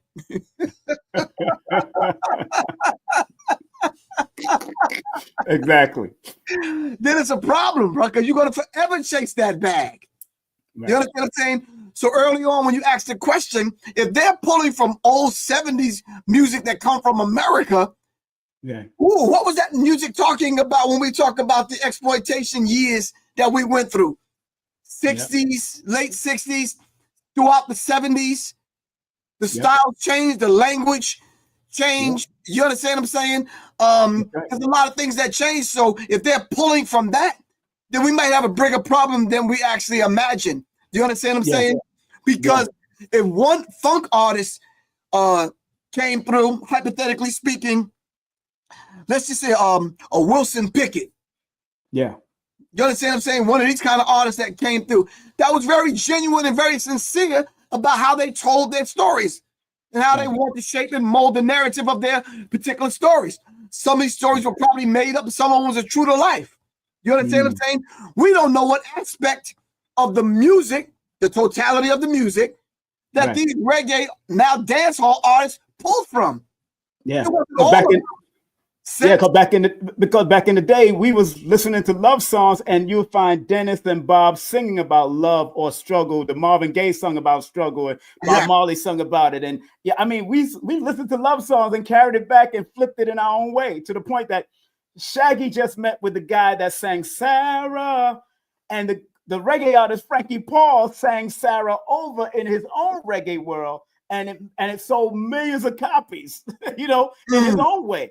But he let the guy know that that white guy influenced him through that music, and he turned it and spin it in his own way, just like most of us do when we catch an old song and we want to flip it and turn it into something new. We remix some of the old doo-wop or the bebop and flip it into a whole new way. Right. Because I've been studying music from, being on WWRL, we learned music on WWRL. Because Bob Law was my program director, sir. Right. You had to learn from us. You couldn't be in that space. You No, understand? you couldn't be that way. But Baba just told us that. He says, listen now, so if we're going to tap into that energy, that certain kind of energy, Yes, we sir. have to know it then. We have to know the role that it plays today, and then Yes. understand it and project for the future for young people. Young people don't know what this thing's going to sound like. Yeah. Right. True. That's Now, true. and we have to understand it. And if some of us have to act as guides, like Baba's on the set of God. What's the name of the movie? Godfather's Hall. Harlem. Right. He's guiding that thing. A lot of us don't Yeah. get a chance to be on the set. Right. I asked a couple of artists to give me a call. Let me go meet with them. Let's talk about some things. I can't get that phone call. Right. You understand what I'm saying? Wow. I'm not asking for a position or money. Right. Yeah. I'm concerned about the culture. Because there isn't much money in it, but the dynamics of looking up and seeing a culture that'll be here for perpetuity, being able to at least tell part of our story. And the beautiful thing is not just me, right? Even the Italian brother, Chris Brancato, who gives me the play, Yeah. right? And then Forrest Whitaker, who's got my back every step along the way. Big up to him. Yep. Indeed. And Sister Elfanish, the Ethiopian sister who plays his wife, that's Right. my daughter. Beautiful. And Beautiful. all of the brothers you see there and sisters, they're into wanting to present a document that is representative of the integrity of their people. Yeah. That makes what I do easy. And I bump into one of the brothers today. I'm coming from the Javits Center, from the travel thing, and here go the brother who plays the Bumpy's co-star walking down the street in his jogging suit. Hey, Professor Small, what's happening? He's going along the street. So the thing I wanted to say about what you were saying about the youth is that here's what we got to try to help them to do. Yeah. Don't tell our story over because you don't really know our story. Right. Mm-hmm. Tell your story. Tell your right now story. Tell your heartbreak. All right. Just like Betty Ann broke my heart when I was 18. Somebody just broke yours. All right. How do you tell your heartbreak story? Just when you got that first gig and you got that first piece of money you can bring home to mama and daddy and say, look, I can contribute. How you felt about that? You know, tell your story. How you felt when one of your boys got killed on something that we were into out there in the streets, and how your heart felt or the sadness when you went to that funeral. You got to tell your story. That's what made the music so powerful before. We were not trying to tell somebody else's story. We were not trying to fabricate a story that never happened. We were telling our story with the music. Right. And then you can use any aspect of the genre, but it's got to be positive because it's you you're talking about. That's right. So, Baba, you put something on me years ago, and it's finally coming back around. I started talking. I put a band together called the Soul Om. And first time we ever kind of did a couple of things, I had two members in the group. Their mom, both of their moms had passed away at the same time. Wow. So when King Simon started performing, it was only three of us. Yep. And he captured it on. He says, you got something here, bro. You understand what I'm saying? We decided to put the Om, the vibratory frequency of the universe, in the soul, back in the Om. Because them people have co-opted it and have taken it, and they doing some soulless stuff, man. So we're speaking back through the talking drum. We're speaking back through wind instruments. We're speaking back through our drums and our pianos. We're speaking back through our instruments. So this is one of the reasons, King Simon, that I chose to do that, simply because this English language is not allowing us, because it's a, I don't know, it's a soulless, godless language. It has no, it's hard to connect using the English language. So you got to twist it and turn it and make it sound fly. But that's why you got a John Coltrane. John Coltrane and all is having a conversation in Europe. He's having a conversation in Waldorf. He's having a conversation in Aachen on a horn. On a horn, right. That's where I was going with it. Okay. And you know, when I first saw this, Griff, the brother named the Achimahini, the king, a Ghana king of the Achim people, came to America. And his linguist, the guy who speaks to you and then to your linguist, then speaks to the king, was doing it with a horn. He was speaking the language with a horn. Wow. And the people, the Ghanaians, were saying, yeah, because they heard the language, they understood it through the vibratory frequencies of the horn. Right. They Wow. heard the same vibration the vocal cord make when it hits their eardrum. Ooh. And so, you know, Yeah. Wow. shit. And so when I first heard culture, when I first came to New York, I go like, this dude is crazy. Then I stop and listen to him and go like, this dude is not crazy. This one dude is having a conversation with 5 or 6 dudes at the same time, but he's the 5 or 6 conversationist. All in one head. Wow. You understand, right? Yes. And you go Yes. like, oh my God. Wow.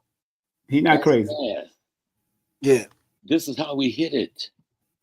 This is how we hid the voodoo. This is how we hid the spirituality. This is how we hid the history in a conversation on a banjo. Because Right. the banjo is simply the kora laid down. Exactly. Yep. Okay. Right. And then you go like, wow, what was the vibration saying? You know? Right. So I speak 3 languages, man. Okay. I barely speak English. And then when I'm silent and quiet and I want to speak and use this and just talk, you hear me. You got me. But then the talking drum. This is voodoo from Nigeria. Yes. Well, and Bob will tell you all this is a water pitcher. Yeah, that's the point. That's right. And you see this one in early Kemet as well. Right, Yeah. exactly. Wow. Exactly. That's So we make it talk, man, and we make it talk in a language where our people's souls can understand it. yes. It ain't for everyone. And I'm telling the world. Language is vibration. Right. Yes. You know, and so Yes. vibration is received by the soul. You know. Yes. You It can talks, play man. something good. We don't mind if you want to play now. You can just go ahead and play. No, we Go ahead. Go ahead. Drop it, Griff. And then when you want to take a commercial break,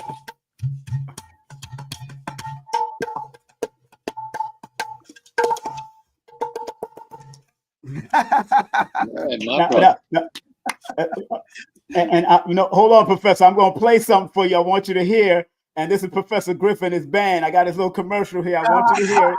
So listen carefully, because I want you to hear it clearly what the band is working on. Hold on 1 second. Hold on. Let me drop all that off. Let me take all that off and listen to this beautiful music by Griff. He really got something. I'm trying to get him at the African Arts Festival for July. So we're trying to make it happen. That'd be beautiful. That'd be beautiful. beautiful. I'm talking to Segun for that. You know, that's my martial arts teacher. He's my Aikido teacher from back in the day. So hold on 1 second.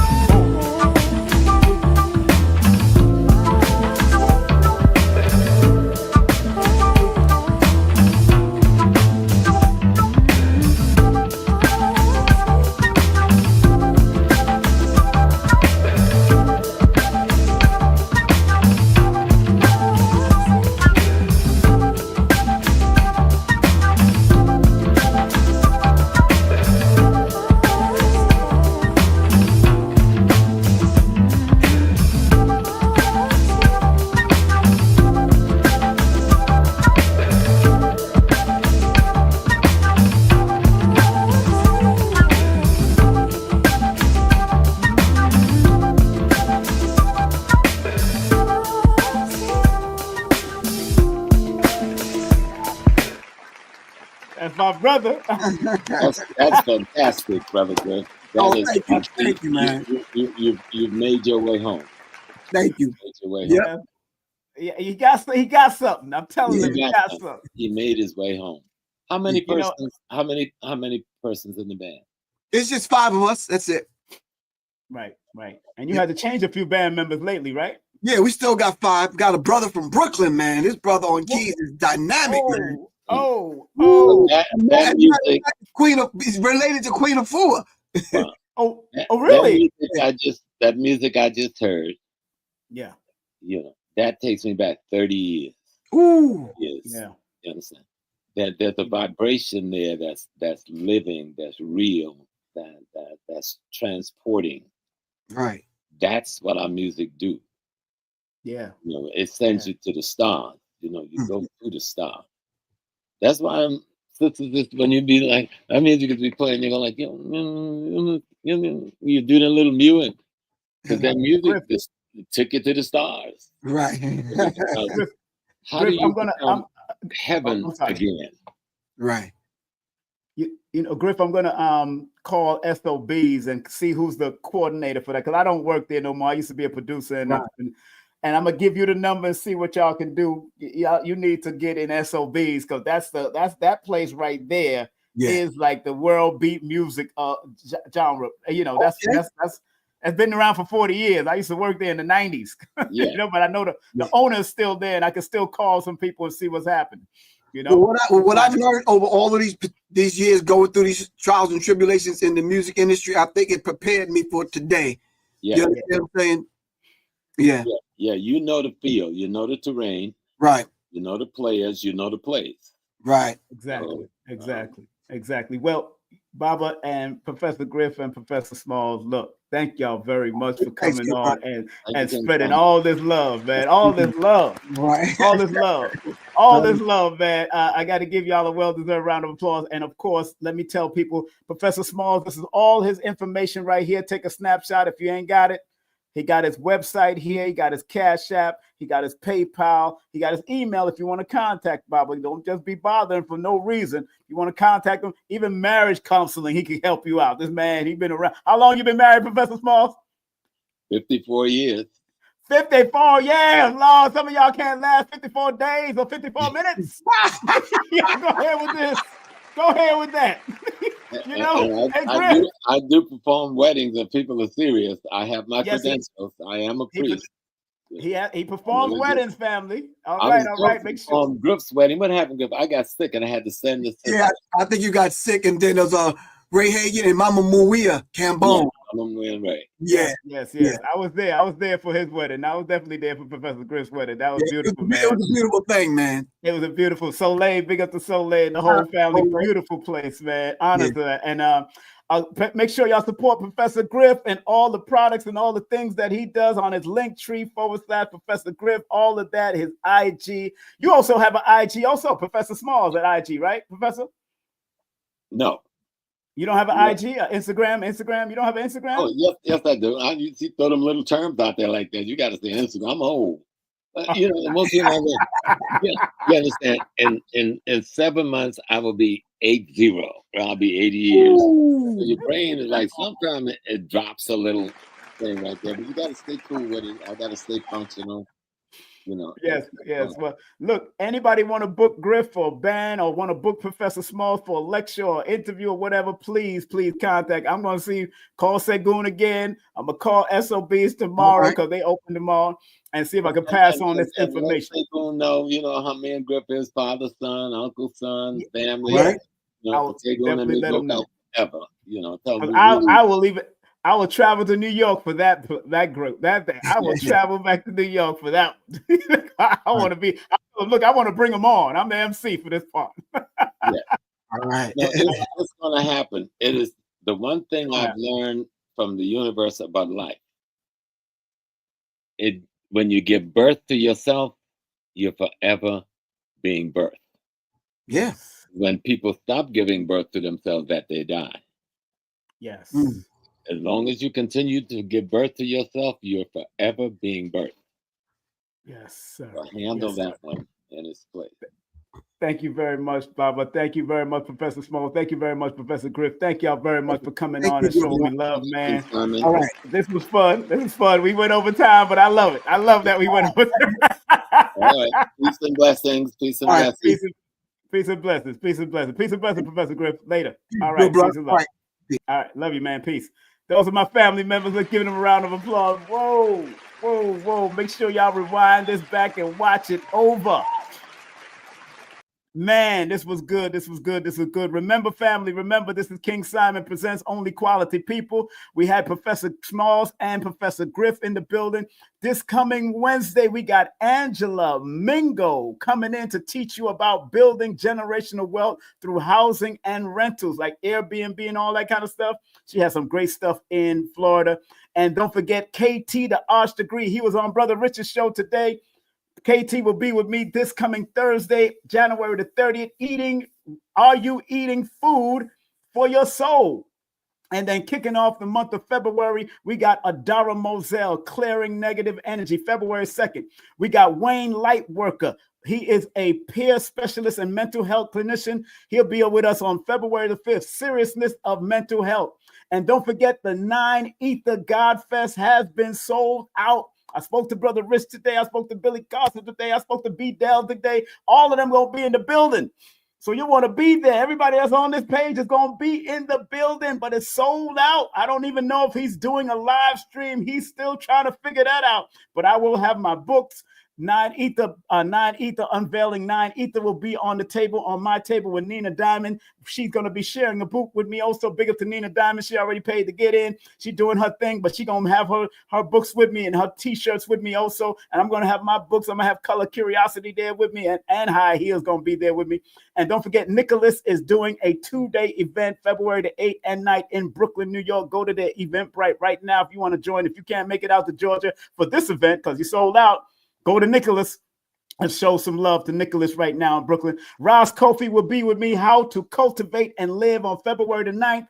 And don't forget, Abundance Child, Keeping Family Business Alive with her husband, John Carr. And then we're doing a tribute to Delbert Blair, Dr. Delbert Blair, tribute on his birthday on February the 13th with Brother Tony from the Meta Center himself will be here. And then on February 16th, oh, this is going to be fire, family. Woo, these two guys connected to the research number of the number 7. Dr. Philip Valentine and brother, I call him Dr. Sabir, but Brother Sabir Bay will be in the building. And then we're going to have on the 19th, we have Dr. Alicia Kair L teaching on the magic of death money.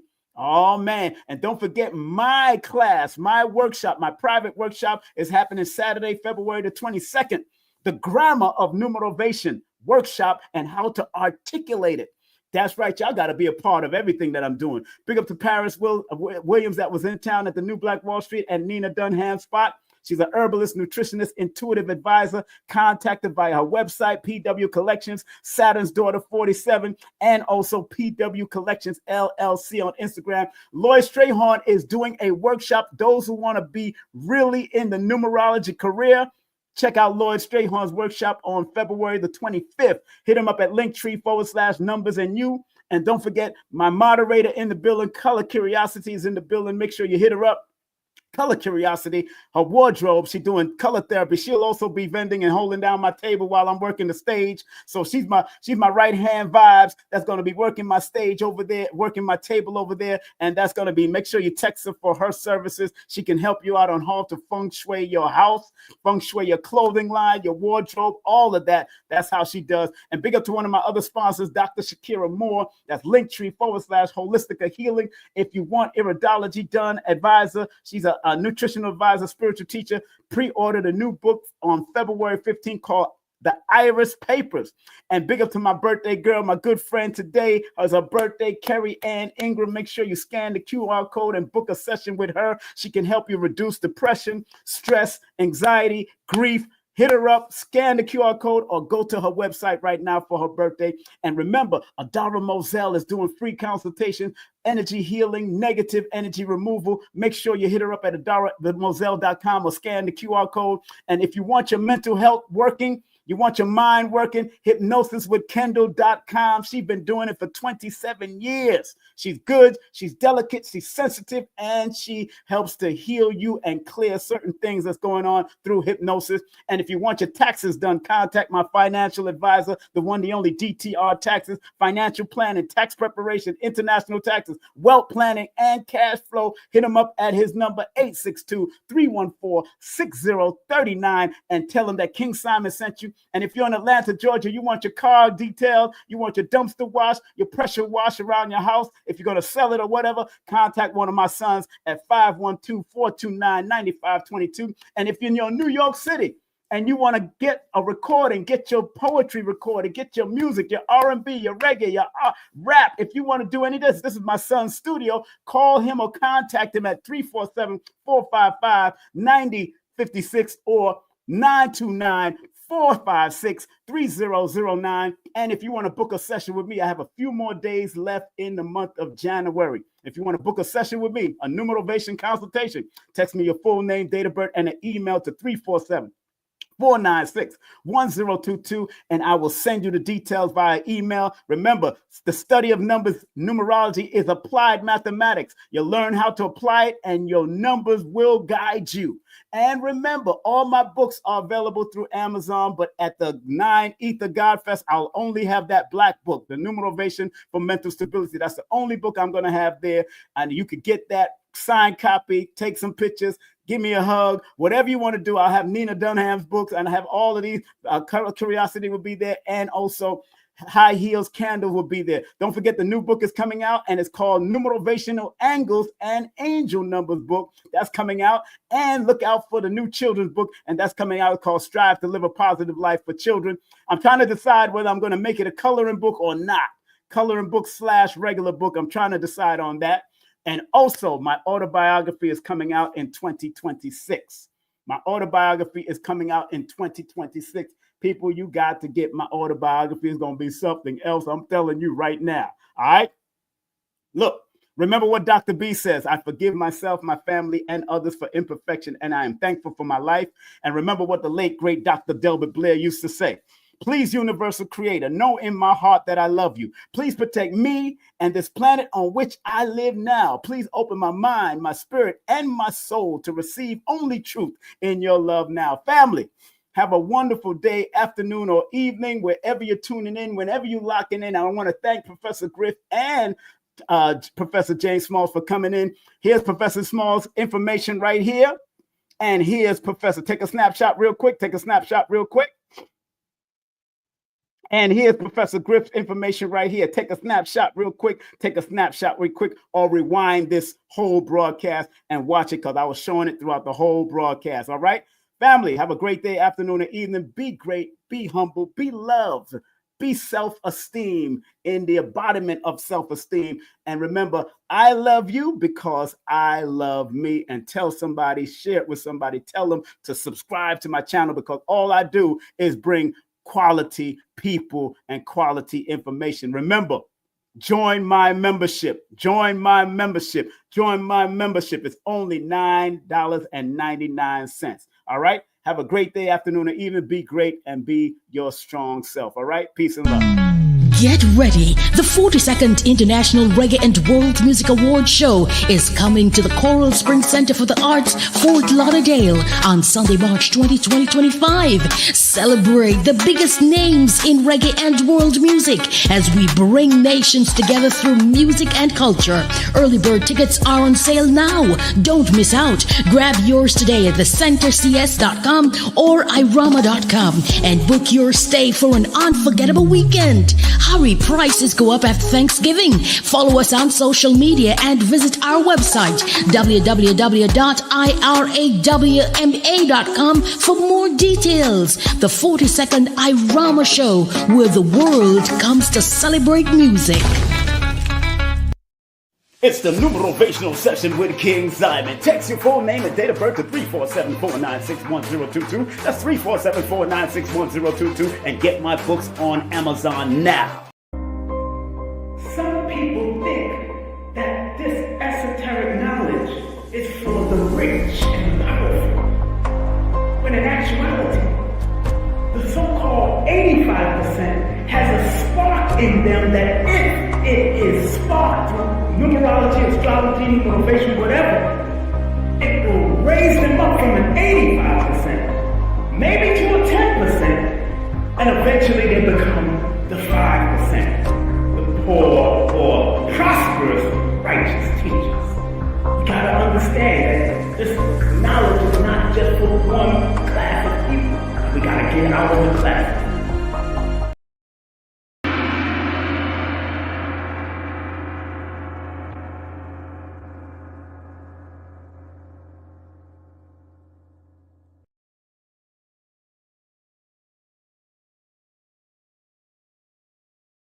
Content disclaimer. The views, comments, and opinions expressed by guest speakers or authors on this YouTube channel do not necessarily reflect or represent the views and opinions held by this channel's broadcasters and its sponsors. Parental guidance is advised. Copyright disclaimer under Section 107 of Copyright Act of 1976. Allowance is made for fair use for purposes such as criticism, comments, news reporting, teachers, scholarship, education, and research. For fair use is a use permitted by copyright statute that might otherwise be infringed.